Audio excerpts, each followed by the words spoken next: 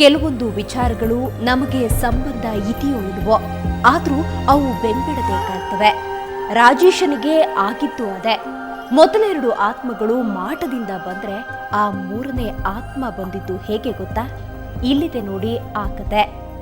ಇದು ಇಂದು ನೆನ್ನೆಯ ಕಥೆಯಲ್ಲ, ರಾಜೇಶನ ಹಿಂದಿನ ಜನ್ಮದ ಕತೆ. ನಂಬಲೇಬೇಕು. ಯಾಕಂದ್ರೆ ರಾಜೇಶನಿಗೆ ಸ್ತ್ರೀಯರೆಂದರೆ ಆಗ್ತಾ ಇರಲಿಲ್ಲ. ಅನೇಕ ಬಾರಿ ಅವನು ಎದುರಿಗಿದ್ದ ಮಹಿಳೆಯರನ್ನು ನಿಂದಿಸಿದ್ದೂ ಉಂಟು.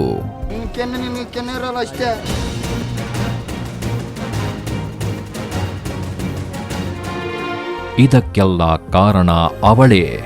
ತುಂಬಾ ಹಿಂದಿನ ಕಥೆಯದು. ಅದು ರಾಜೇಶನ ಹಿಂದಿನ ಜನ್ಮ. ಆಗಲೂ ಆತ ಕಾಡಿನ ಹಾಡಿಯಲ್ಲೇ ಜನಿಸಿದ್ದ. ಹರೆಯಕ್ಕೆ ಬಂದಾಗ ಅವನಿಗಾಗಿ ಹಂಬಲಿಸುವ ಸುಂದರ ಯುವತಿಯೊಬ್ಬಳು ಅದೇ ಕಾಡಿನ ಹಾಡಿಯಲ್ಲಿದ್ದಳು.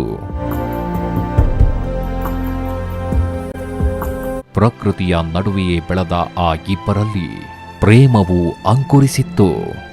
ಯುವತಿಯಷ್ಟೇ ಆ ಯುವಕನು ಆಕೆಯನ್ನ ಮನಸಾರೆ ಪ್ರೀತಿಸಿದ್ದ. ಆಕೆ ಇವನ ಪ್ರೇಮದಲ್ಲಿ ಸಂತಸ ಕಂಡುಕೊಂಡಿದ್ದಳು.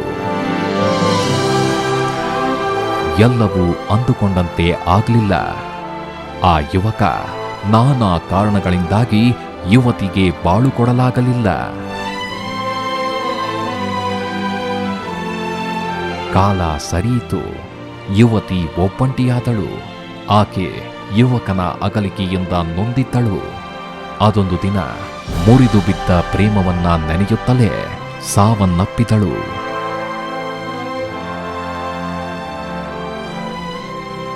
ಆದ್ರೆ ಸತ್ತ ಮಾತ್ರಕ್ಕೆ ಕೊನೆಗೊಳ್ಳಲಿಲ್ಲ ಆ ಕತೆ. ಮುಂದಿನ ಜನ್ಮದವರೆಗೂ ಕಾಯುತ್ತಿದ್ದ ಯುವತಿಯ ಆತ್ಮ ಈ ಜನ್ಮದಲ್ಲಿ ರಾಜೇಶನಲ್ಲಿ ಸೇರಿಕೊಂಡು ಇನ್ನಿಲ್ಲದಂತೆ ಪೀಡಿಸಿತ್ತು. ಪರಿಣಾಮ ರಾಜೇಶ ಸ್ತ್ರೀದ್ವೇಷಿಯಾದ. ಸ್ತ್ರೀಯರನ್ನ ಕಂಡರೆ ಅಸೂಹೆ ಪಡುವಂತೆ ಮಾಡಿದ ಆ ಯುವತಿಯ ಆತ್ಮ ಅವನನ್ನು ಸಂಪೂರ್ಣ ಆವರಿಸಿ ತೊಂದರೆ ಕೊಡುತ್ತಿದ್ದಳು. ಇದೆಲ್ಲವನ್ನ ಹೇಳಿದ್ದು ರಾಜೇಶನ ಆತ್ಮ. ಆ ವ್ಯಕ್ತಿಯ ಮೇಲೆ ಅವನ ಆತ್ಮವನ್ನು ತಂದಿದ್ದ ಮಂಜುನಾಥ ಗುರೂಜಿಗೆ ಈಗ ಎಲ್ಲವೂ ಸ್ಪಷ್ಟವಾಯಿತು. ರಾಜೇಶ್ ಹೋಗಿ ದೈಹಿಕವಾಗಿ, ಮಾನಸಿಕವಾಗಿ, ಸಂಬಂಧಗಳಲ್ಲಿ, ಕೆಲಸ ಕಾರ್ಯಗಳಲ್ಲಿ, ಆರೋಗ್ಯದಲ್ಲಿ, ಅವನ ಡೆವಲಪ್ಮೆಂಟಲ್ಲಿ ಎಲ್ಲೆಲ್ಲಿ ಏನೇನು ವ್ಯತ್ಯಾಸ ಆಗಿದೆ ಎಲ್ಲ ಸರಿ ಮಾಡಿ ನಿಮ್ಮ ಅಂಶಗಳನ್ನೆಲ್ಲ ತೊಗೊಂಬಂದು ದೊಡ್ಡ ಪಿರಮಿಡ್ ಸಣ್ಣ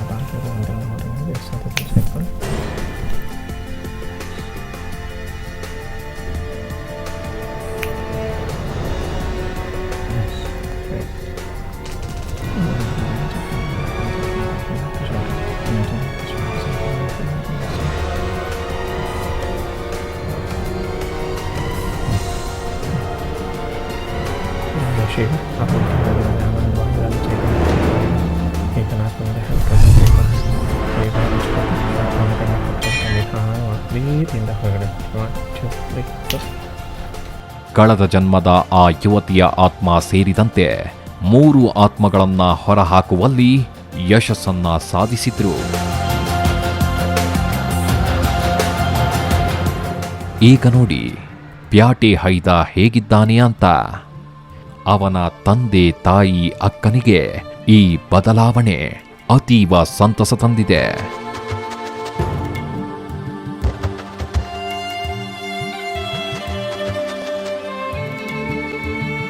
ಪಕ್ಕಾ ಸಿನಿಮಾ ಆರ್ಟಿಸ್ಟ್ ತರ ಡೈಲಾಗ್ ಹೇಳುವ ರಾಜೇಶ ಖುಷಿಯಿಂದ ನಲಿಯುತ್ತಿದ್ದಾನೆ. ಕುಂತ್ರೆ ಕುರ್ಬ, ನಿಂತ್ರೆ ಕಿರ್ಬ, ಕಟ ಕಟ ಕಾಕಿ ಕೋಟೆ, ಲಟ ಲಟ ಪ್ರಾಣಿನ್ ಬೇಟೆ. ಬರ್ತಾ ಇದೀನಿ ನಿಮ್ಮ ಮುಂದೆ. ಒಂದಲ್ಲ ಎರಡಲ್ಲ 3 ಜನ ನಾಯಕಿಯರು ನನ್ನಿಂದೆ. ಇಷ್ಟರಲ್ಲೇ ನನ್ನ ಮುಂದಿನ ಚಿತ್ರದಲ್ಲಿ ಕಾದು ನೋಡಿ. Just wait. ರಾಜೇಶನ ಕುಟುಂಬದಲ್ಲೀಗ ಮತ್ತೆ ಬೆಳಕು ಮೂಡಿದೆ.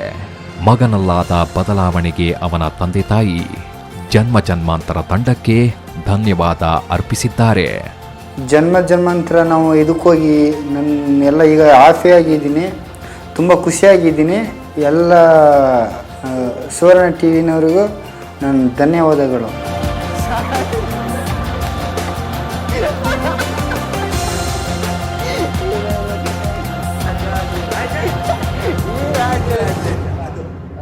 ಕೆಲವೊಂದು ಸಂದರ್ಭಗಳಲ್ಲಿ ಕೆಲವು ವಿಚಾರಗಳು ನಮಗೆ ಕ್ಷುಲ್ಲಕ ಅನ್ನಿಸಬಹುದು.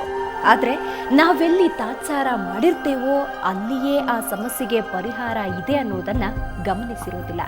ನಿಮ್ಮ ಬಾಳಲ್ಲೂ ಹೀಗಾಗದಿರಲಿ. ಮುಂದಿನ ಸಂಚಿಕೆಯಲ್ಲಿ ಮತ್ತೊಂದು ವಿಷಯದೊಂದಿಗೆ ಬರ್ತೀವಿ. ನೇರ ದಿಟ್ಟ ನಿರಂತರ ಸುದ್ದಿಗಾಗಿ ನೋಡ್ತಾ ಇರಿ ಸುವರ್ಣ ನ್ಯೂಸ್. ನಿಮ್ಮಲ್ಲಿ ಇಂತಹ ಸಮಸ್ಯೆಗಳಿದ್ರೆ ನಮ್ಮನ್ನ ಸಂಪರ್ಕಿಸಿ. 8869999992 8861999993. ಇಮೇಲ್ ವಿಳಾಸ help@mshastri.in. ವೆಬ್ಸೈಟ್ ವಿಳಾಸ www.janmajanmantara.com.